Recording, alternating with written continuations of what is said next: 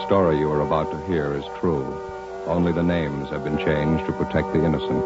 Fatima Cigarettes, best of all long cigarettes, brings you Dragnet.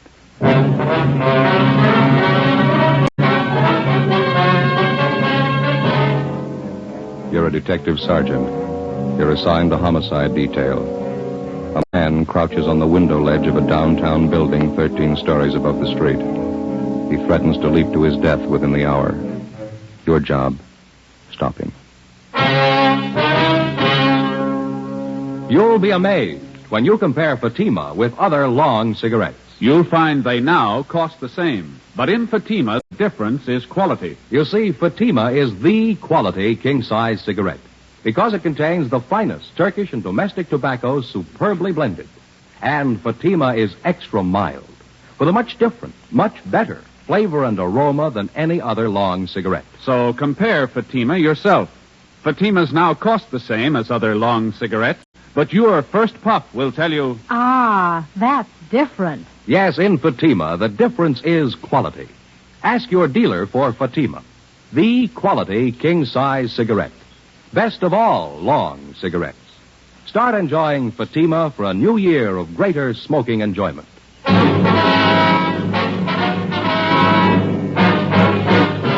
Dragnet, the documented drama of an actual crime.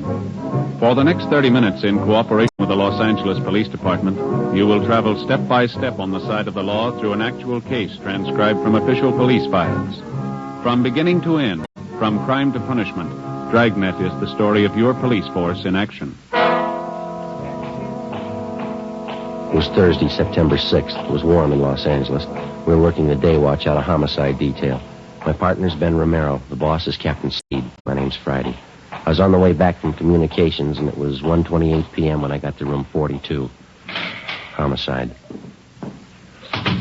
You ready, Skipper? Yeah, coming. Ben, what's up? Just got the call, 3rd and Temple. Yeah? Fitzroy building, 13th floor. They got a jumper. Friday, Ben? Let's hustle it. Right. What's the story? Skipper took the call. Not much to tell. Guy's perched out on a window ledge, 13 floors up, threatening to jump. Yeah? What time you got, Romero? 1:33. Not much time. What? The guy on the ledge, he served notice. Well, how do you mean? Says he's going to jump at 2 o'clock. 1:36 p.m. Ben pulled the car to a stop at 3rd and Temple. We double parked near the intersection and started across the street to the building on the northeast corner. It was a steel frame structure with a block granite facing. The stone lettering over the main entrance read, R.H. Fitzroy Building, 1927. The immediate area had been blocked off in all directions. The sidewalks directly adjacent to the building on 3rd Street and on Temple Street had also been cleared of all pedestrian traffic. Hundreds of curious onlookers jammed against police lines at the far side of the intersection. Reaching back for a full block in either direction, hundreds more had packed in behind them. 13 stories above the pavement was the center of attraction, the figure of a man standing upright on a narrow ledge, looking down at the crowd. On the street directly below him, men from the fire department's rescue squad were hurriedly stretching out nets. We entered the building, took the elevator to the 13th floor. Who's standing by up here, Skipper? Bechtel and Wiseman. I saw the crowd gathering in the street on the way back from lunch. Looked up and saw a guy on the ledge that came right up. How long has the guy been standing out there? About 15 minutes. Sure drawing a crowd. Must be a couple of thousand people down there. Yeah.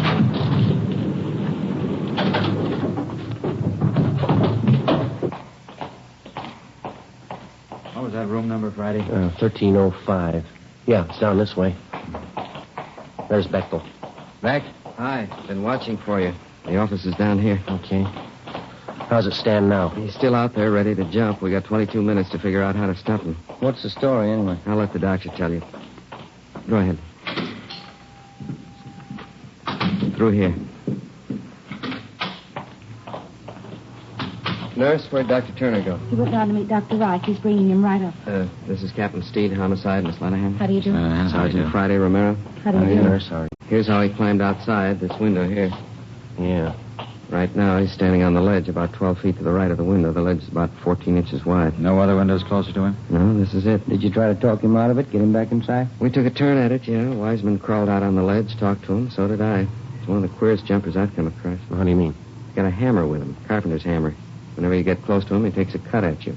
Wiseman wasn't looking for it. Had to duck fast. He almost went over. Was there any other way to reach him?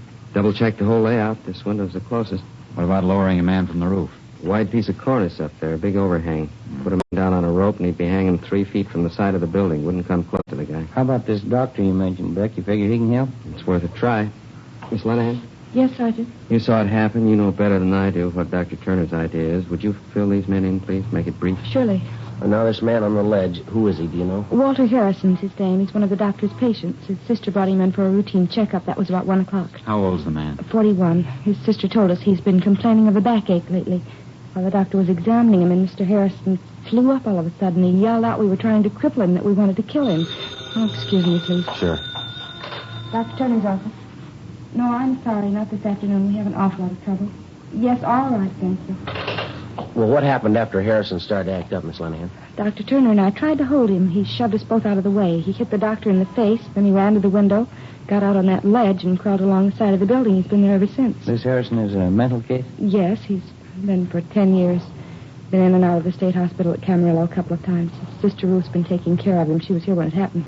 Where is she now? Next door, the treatment room. Thelma, that's the other nurse. She's looking after Miss Harrison. She's pretty close to hysterics. Tried to talk to her, Skipper. Not much help so far. Mm-hmm. You say the doctor's been treating this Mr. Harrison? No, he just came in for a physical checkup. Dr. Reich's been handling his mental condition. That's where Dr. Turner is now, getting Reich. He has his office in the next building. What time you got, Ben? It's getting short. 19 minutes to 2. How about the time element, Beck? If he's going to kill himself, why is he waiting for 2 o'clock to do it? He's got me. He scribbled a note out there, threw it down to the street. One of the men in the rescue squad grabbed it and brought it up. I got it right here. Here, let me see. Can I look at that there, too? They want my life. They want... What's his next one? Dead. Dead. They want me dead. Yeah. I'd like to pray first. I'll jump at 2 o'clock. What's this last thing, Ben? I can't read this. Let me see. At 2 o'clock, don't touch my body. That's it. Don't touch my body. You saw the guy at close range, Beck. What do you think? He's serious? I don't know. I'm not even going to guess. How about me going out and talking to him, Skipper? It might work. It won't do any harm. That ledge is 14 inches wide, Romero. If you slip, I don't want to explain it to your wife and kid. Well, how about me giving it a try? That jumper case last October, I was on that one. It's volunteer duty, Joe. I'm not going to order you. You know the risk. Yeah, I'll watch it. You want to stand by here at the window, Ben? Yeah, okay. Let's get that window up, huh? There's blinds. Yeah. There's blinds. Okay. I'll give you a hand with the window. All right. Come on. Up she goes. A little stuck. Yeah, it is. All the way up, huh? Here it goes. Okay. Be careful now, huh? Yeah, I will. Joe, Yeah, Beck. don't forget about that hammer the guy's got. It's just my guess. Yeah, what's that? The guy might want to die. I don't think he wants to do it alone. 1:43 p.m. If we could take Walter Harrison's word for it, we had exactly 17 minutes to talk him into a change of mind before he plunged to his death on the pavement 13 stories below. I crawled out of the window and started inching my way along the narrow ledge. Went slow. I kept my eyes on Harrison. He stood about 10 feet away from me, looking down at the crowds jamming the streets below. I edged along to within 8 feet of him. He didn't seem to notice me. He was a fairly tall man, about 5'10", medium build, dark hair. He was wearing gray pinstripe trousers, a white shirt, no coat, no necktie. I got to within 6 feet of him. He raised one arm and made a motion with his fist at the crowd below. Animals! You dirty bag of animals! You won't touch me! I'll jump right through you! You won't even touch me! I kept edging toward him. He still didn't seem to notice me. He turned his body a little. Kept pounding the side of the building with a hammer. I got a look at his right hand. In it, he held the carpenter's hammer. I got to within 5 feet of him. An airliner passed overhead. Harrison looked up. He muttered something, then he turned. He saw me. I'm going to kill you. It's all right with me, Walter. Why do you want to kill yourself? You're only going to hurt people. You don't care about people. You don't care about me. What am I doing out here? Well, you got it wrong, Walter. A lot of people care about you. They want you back inside. They want you where it's safe. You're another one of those. You want to get your hands on me. You want to grab me. Well, you're not. I'm going to kill you. It's all right, Walter. You can kill me. I want to help you first. You stay back.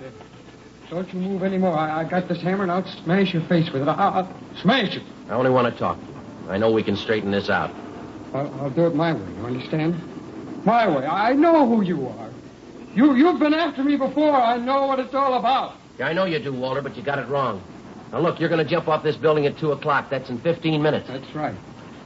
You bet I am. All right, now, let's talk it over for 5 of those minutes, huh? Can't do any harm. I'm not going to hurt you. How about it, okay? Why should I talk to you? Because I care about what happens to you. So does your sister. So do a lot of people. Well, then you're like a lot of people. You want to get your hands on me. Like those animals down there, the whole dirty pack of them. They want to grab on them, get all around close and put their hands on me. Well, they're not going to do it. Of course they're not. Nobody's going to hurt you. You know that, don't you? You bet your life they're not. You see that dirty pack down there? Well, they don't know it, but I'm going to jump right through them. I'm going to jump right through all of them. They won't even touch me, and I can do it right now. Wait a minute, Walter. Don't forget your promise. What are you talking about? What promise? 2 o'clock. You wrote that down yourself. You said you wouldn't jump until it was 2 o'clock, didn't you? That was no promise. I just wrote it down, that's all. Just 2 o'clock. Yeah. Well, your sister believed it. We gave her the note. She says that you promised. Now, you going to make a liar out of yourself? You're the liar. Ruth didn't say that. She didn't say it was a promise. You got to take my word for that. All right, let's go in and ask her. How about it? See Ruth inside? Sure. Come on. Come on, take my hand, Walter. All right. All right, I'll take your hand. Watch your step. Look out, will you? You get back. Get back. Now, next time I won't miss. I'll smash your whole arm. You think you're pretty smart, don't you? You're trying to trick me. Well, I told you before. I know who you are. You're trying to get your hands on me. You promised your sister 2 o'clock. You're still going to break that promise? I'm not like you and that back down there. I don't break promise. Everybody knows that, Walter. They trust you. Now, come on. How about talking this thing out? What time is it? 1:46. 14 minutes to go. You're lying. How do I know that's the time? Well, you can look at my watch. Here, right here. No, you stand back. I told you before.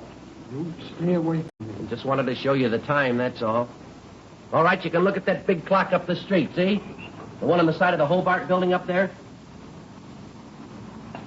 14 minutes. How do I know that's right? How do I know they're not in with you, too? You already said it.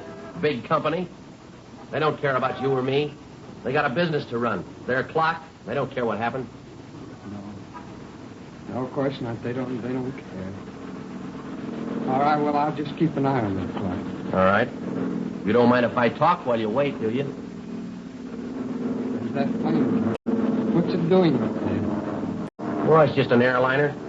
Probably on its way into Burbank. You're not fooling me. That plane's been by before. It's flying low, too. Yeah, I guess I didn't notice it. Well, what difference does it make? Probably watching. Flying back and forth. Maybe they're the police. They're trying to do something. They're trying to get their hands on me. Well, let's see. Yeah? Might be their plane. It's a big one. Sure, they're trying to do something. Coming right by here, flying low. It's the same one. I can see. Look, you see there on the wing? Yeah, what's that? The number right there on the wing. It's the same one that passed over a few minutes ago. Hey, you get away from me! All right, Walter, give me that. Give it to me! That's it, Walter.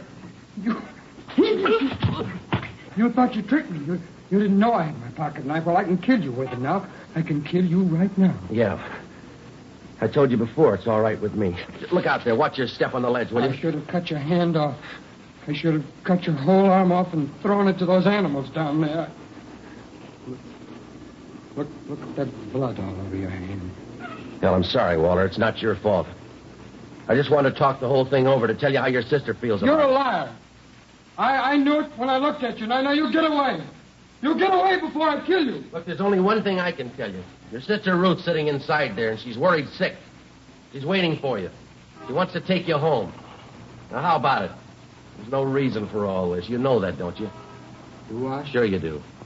Your sister and your family, they care about you. They want you home again. They want you with them. There's no reason to be standing out here, now is there? You wait till 2 o'clock, mister. Yeah? I'll show you the reason. 1:48 p.m. 12 minutes left. I made my way along the ledge, through the window, back into the office. Dr. Wright, a man who'd been treating Walter Harrison for his mental sickness, was already there with Dr. Turner. While the nurse bandaged up my hand, Captain Steed, Ben, and I talked with him. I've treated Harrison for 10 years, on and off, I guess. He showed some improvement, not much. Definite paranoid tendencies. Did he ever try this before, Dr. Wright? Not to my knowledge. His sister might tell you more. I really don't know what to advise you to do. He's never been this violent before, using a hammer and knife. There you are, Sergeant. I feel all right? Yeah, that's fine. Thank you. There's only one thing I've got to know, Doctor. Is it worth letting another one of my men go out there on that ledge? I'm afraid that's your decision, Captain. It may help, it may not. I know the patient, but I can't read his mind. I was just thinking. We might bring Harrison's sister to the window and have her talk to him. Think that might help, Doctor? Very possible it might. In a spot like this, I'm in the same boat you are. It's all guesswork. You think Harrison's really going to be ready to at 2 o'clock, Doctor? From what Sergeant Friday tells me, yes, I think he'll jump. We got to come up with something. We can't just stand around and watch a guy take a dive down 13 stories. I wish I knew the answer. There's got to be one someplace. There's got to be an answer. Well, let's check your watch. We got 10 minutes to find it.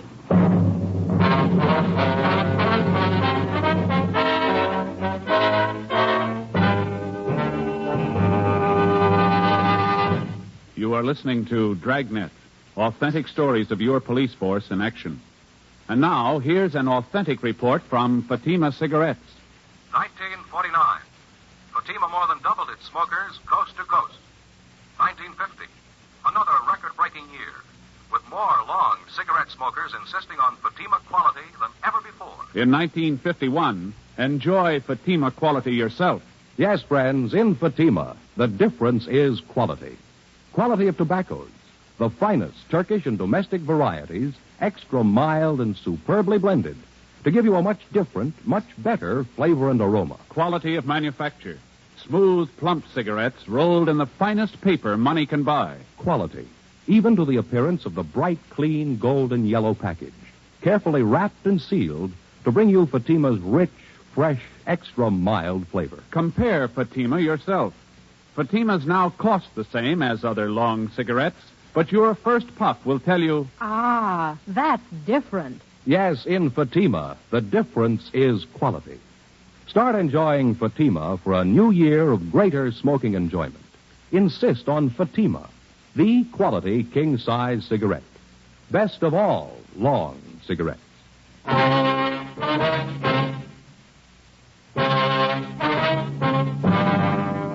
It's the sworn duty of the peace officer to protect the lives of the citizens of the community in which he serves. That isn't always limited to protecting the citizens from criminals and lawbreakers. Oftentimes, the citizen has to be protected from himself. The drunken driver can do as much harm to his own person as he can to others. The same for the narcotic addict. The same for mental incompetence, such as Walter Harrison. If he was being assaulted, robbed, or shot at by a gunman, it would have been no more serious. Harrison's life was in jeopardy. Trying to save him had to be the first consideration. 1:50 p.m. Sergeant Jack Wiseman inched his way out on the ledge of the 13th story and kept Walter Harrison busy talking. Anything to keep his mind off the jump. Captain Steed got on the phone and talked to the manager of the Hobart building, a 12-story structure 3 blocks away with a large clock set into either side of it. The same clock Harrison was keeping time by. Yeah, that's right, just so you don't make it look too obvious. Okay, Mr. Walsh, thank you. They're going to do all they can. Let's hope it works. Yeah, what'd he say? They're going to start slowing down the clock in the building right away. If Harrison goes by that time, it's going to be a long 10 minutes. Well, how much they figure they can stretch it? About 5 or 6 minutes without making it look too obvious. We can sure use it. Let's hope Harrison doesn't catch on. Manager said they'll stop the clock when it's a minute to go. It'll never reach 2 o'clock. Skipper. Yeah, Romero. I just checked with the rescue squad down the street. They're stringing out more nets. Yeah? They're not guaranteeing anything. How do you mean? They're worried about those ledges jutting up from the building every other floor. They say if Harrison jumps close enough, he's bound to hit one of them. Mm-hmm. If he does, he'll be dead before he reaches street level. Nets down there won't do him any good. Well, nothing we can do about it. Something else we'll have to hand over to luck. Did they come up with any ideas, Ben? Just one. Sounds like it could work. What's that? They figured like we did. The overhang on the roof is too wide to lower a man directly down on top of Harrison to grab him. Yeah? They think it might work if they try this. Put a man in a rope sling just over the edge of the roof. Lower him down toward Harrison as close as possible without tipping him. Give him a good line. Let him try to rope Harrison. No, I don't know. They got any candidates to try it? Yeah, one. The guy's been on the rescue squad for years. Supposed to be an expert with a lasso. Captain? You know, might do it. I don't know. Yeah. What happens if he misses Harrison? Who knows? What happens if Harrison jumps? Captain? I just got off that ledge in a hurry. He came at me with that knife. Is he any closer to the window? He backed off again. Something else, that clock in the Hobart building. Yeah. Pretty sure he's wise to that gimmick. He's given it up. What do you mean? The 2 o'clock deadline. He's not going to wait for it. 1:55 p.m. A specially equipped police car with loudspeakers mounted on the roof was rushed to the intersection of 3rd and Temple Streets opposite the Fitzroy building. Sergeant Jack Wiseman took Walter Harrison's sister, Ruth, down in the elevator to the street. She got on the police car microphone and started talking to her brother over the loudspeakers. Word was passed to the special detail of men from the fire department's rescue squad standing by on the roof of the building. They went to work. Captain Steed went up to the roof to see if he could assist them. Ben and I waited in the office on the 13th floor. The nurse, Miss Lenahan, and Jean Bechtel were with us. 1:57 p.m. The men on the roof started to lower the man from the rescue squad in a rope sling. He held a double-strength lasso in his hands. The end of it was wrapped around his body and tied securely. Ben and I watched from the window. We looked along the narrow ledge. Walter Harrison stood erect and motionless, an open pocket knife in one hand, his feet poised on the brink of a 13-story jump. The voice of Harrison's sister drifted up from the loudspeakers down on the street. Walter? This is Ruth, Walter. Can you hear me? This is Ruth. I want you to come home with me, Walter. Please. You've got to understand. Sister's doing all right. Finish it for sure if he looks up. Yeah, sure will. There's nothing wrong. No one's going to hurt you. We want to help you, Walter. Please. I can't see, Joe. They're letting the man down? Yeah, coming slow. There's Wait a minute. nothing to be afraid of. You know that, don't you? Come home with me, please. I'll take care of you. I'll see that you're safe. That you're all right. Joe, how's Harrison doing? Can you see? Yeah, he's looking down, not moving at all. Nobody's going to hurt you, believe me. These people are your friends. They want to help you. Can you hear me, Walter? They want to help you. That's it. What? Man coming down on the rope. He's just above Harrison now. They're your friends. You can trust me, your sister Ruth. You've got to trust me, Walter. I want to take care of you. I want to take you home. Yeah, I see the man now. He's right above me. Got the lasso ready. Yeah, keep your fingers crossed. Huh? What is it? What's happening? The lasso. He's throwing it. Get him away from me! Missed, Joey, missed. Walter, wait a minute. Harrison! Liar! No, you lied! Just get him away from me! Get him away! Pull that man up. Pull him out of the way. That doesn't. Oh, he's still on the ledge. I'm going out. Joe, wait a minute. Yeah? It's only a chance. Yeah? Why don't you get him mad at you? Say anything, insult him. Well, I'll try. Anything to make him go for you. If you can get him down to this window, I can grab him. If I get him by the window, I'll hold on to him, huh? Yeah. When you grab him, try to lean as close to the building as you can. There's not much to lean on the other way. 1:59 p.m. I got through the window and out onto the ledge. The crowds jamming the streets below had swollen to almost twice their size. A few blocks away, the big clock on the side of the Hobart building read 5 minutes to 2, but Harrison wasn't looking at it. He still had his eyes fixed on the pavement 13 stories beneath us. He'd torn off his collar and his shirt was ripped open at the neck. He waved his arms and shouted at the crowd below as he tottered along the ledge toward the corner of the building, away from the window that I was supposed to lure him into. In his right hand, he still held on to the open pocket knife. You're not going to get your hands on me. You're not even going to get close. Wait a minute, Harrison. Watch it. You watch me, mister. I'm going to jump right through them down there. Those dirty animals. You just watch. All right, wait a minute. I got a message for you from your sister Ruth. Now, do you want to hear it? You won't get your hands on me. None of you. I'll see you later, mister. You're a phony, Harrison. You're a phony liar. I'm a what? You heard me. You're not kidding anybody. You don't think I can jump, huh? Well, you just watch. Anybody can jump. Any phony can do that. What? It doesn't take anything. Those animals down there in the street, any one of them could do that. You're just like one of them. I've still got this knife. I've used it before. I can kill you. You couldn't kill anything. You haven't got the guts. You're a phony. You're a liar. You're a rotten liar. I can cut you to pieces. Oh, you talk big, Harrison, but you're all talk. I can cut you to pieces. You haven't got me fooled, mister. Not for a minute. I'll cut you to pieces. You haven't got half the nerve. You're a phony and you know it. You're a rotten liar. You stand still. Go on. You stand still and I'll show you. Oh, you talk a real good game, but that's about all. You're all talk. I'll show you. I still have my knife, and I'll kill you right now. Yeah, sure you will. You're backing away. You're afraid. You're a phony, Harrison. Nobody's afraid of a phony. Cut you up good.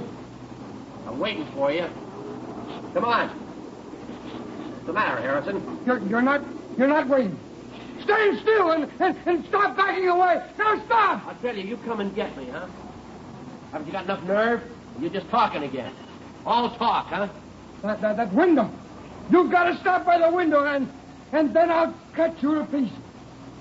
All right, Harrison. Here.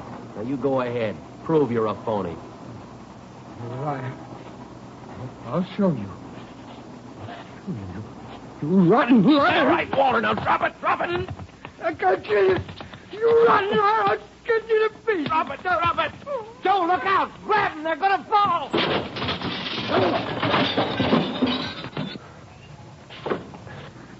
Well, how close can it get? Yeah. Nurse?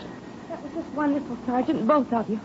Are you all right? Yeah, fine. Would you mind getting Captain Steed for us, please? You know who he is. Oh, surely, right away.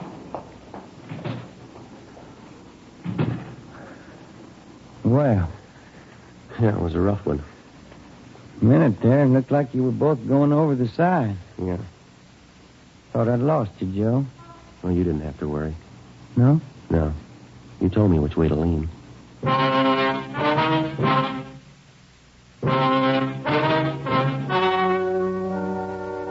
The story you have just heard was true. Only the names were changed to protect the innocent. On September 10th, a sanity hearing was held at the County Hospital Psychopathic Ward, City and County of Los Angeles, State of California. In a moment, the results of that hearing. Now, here is our star, Jack Webb. Thank you. Friends, there's one big difference in long cigarettes, and here's the one sentence that tells the full story. In Fatima, the difference is quality. That's why this headline is being featured in leading national magazines. Yes, these new Fatima full-page color ads are another proof of Fatima's fast-growing popularity. More long cigarette smokers are insisting on Fatima quality than ever before. Now, if you're a long cigarette smoker like I am, buy a pack of extra mild Fatimas. You'll find, as I have, that Fatimas now cost the same, but in Fatima, the difference is quality.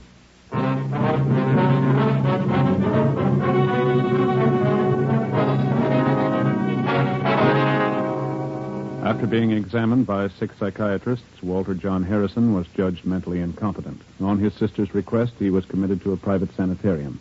7 months later, Harrison took his own life by hanging.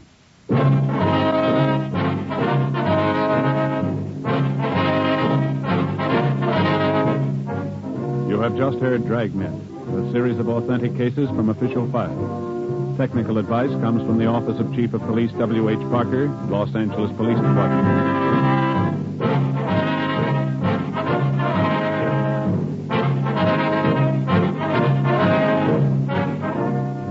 Fatima Cigarettes, best of all long cigarettes, has brought you Dragnet, portions transcribed from Los Angeles.